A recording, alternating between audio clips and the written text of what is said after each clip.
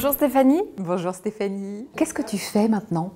Alors maintenant je suis à la tête de mon cabinet de conseil en Suisse, conseil et formation, on va dire en intelligence relationnelle et intelligence émotionnelle. D'accord. Voilà.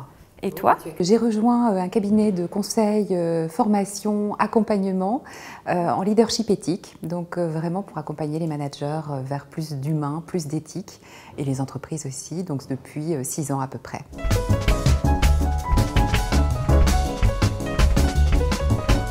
Alors toi, qu'est-ce qui t'a fait changer? Moi en fait j'étais commerciale.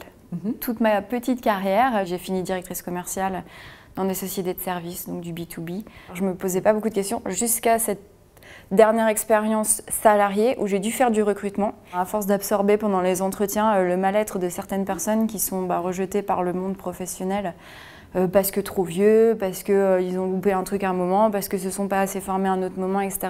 Et là, il y a le deuxième déclic, je tombe malade. Ça a été le coup de pied aux fesses de se dire « Ok, maintenant tu es toujours là, ça va bien ». Donc cette envie d'aller faire de l'entrepreneuriat, tu l'assumes.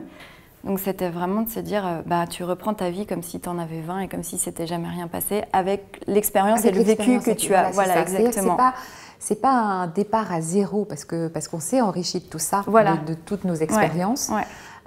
Mais en même temps, c'est vraiment une ouverture vers quelque chose de complètement nouveau. Il y a un cheminement qui fait qu'au bout d'un moment, en fait, ça se fait tout seul d'une certaine manière. Les choses s'orchestrent pour aider à prendre les décisions. Et toi, alors, quel a été le déclic?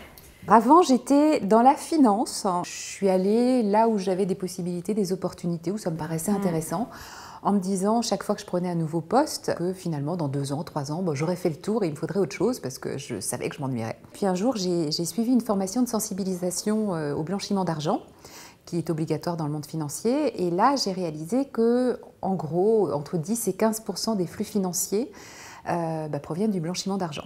Comme je me posais comme des questions sur l'utilité, sur le sens de ce à quoi j'œuvrais finalement, là, ça a été un choc. J'ai eu la chance de rencontrer une amie de longue date qui m'a proposé une formation sur le leadership éthique, donc justement comment avoir et des repères managériaux et le sens dont j'avais vraiment besoin.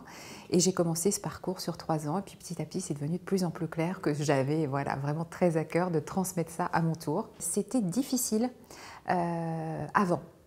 Et une fois que j'ai réussi à finalement me rendre compte que c'était vraiment ce à quoi j'aspirais en profondeur, alors c'était vraiment un sentiment de bien-être. C'est-à-dire que c'est devenu une évidence. Et tu ne crois pas que quand tu es sur le bon rail et justement dans la bonne direction, il y a un moment, le destin qui te file un coup de pouce et si tu sais voir les signes, des fois tu as des beaux cadeaux de la vie, quoi. Si tu sais juste les voir et les prendre, finalement ça devient une évidence assez facilement, quoi.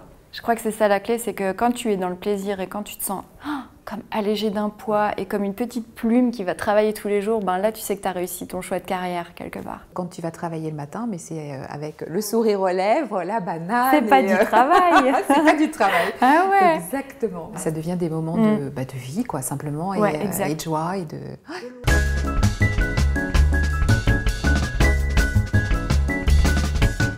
Qu'est-ce qu'on peut dire aux anciennes étudiantes? Si je devais dire quelque chose, c'est rejeter peut-être pas en bloc le côté rail justement au départ parce que franchement, si je dois être honnête, moi ça m'a vraiment beaucoup servi. Continuer à se former, je crois que c'est vraiment un.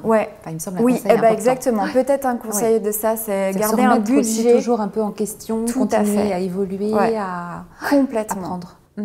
Peut-être de pas trop se focaliser aussi sur les qu'en dira-t-on et sur le regard extérieur parce que je crois que c'est hyper bloquant en fait.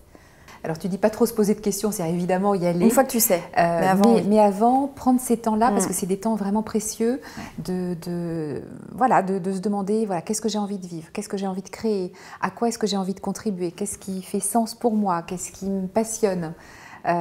Autant de questions que moi j'ai mis 35 ans avant de me les poser. Moi, il y a un autre conseil que j'ai envie de donner aux anciennes vraiment aussi, c'est d'être fidèle aussi à leurs rêves de jeunesse et d'enfance parce que c'est ce qui crée aussi de la joie, beaucoup de plaisir. Moi je rêvais depuis que j'avais 13-14 ans d'écrire un livre et ça y est, c'est fait.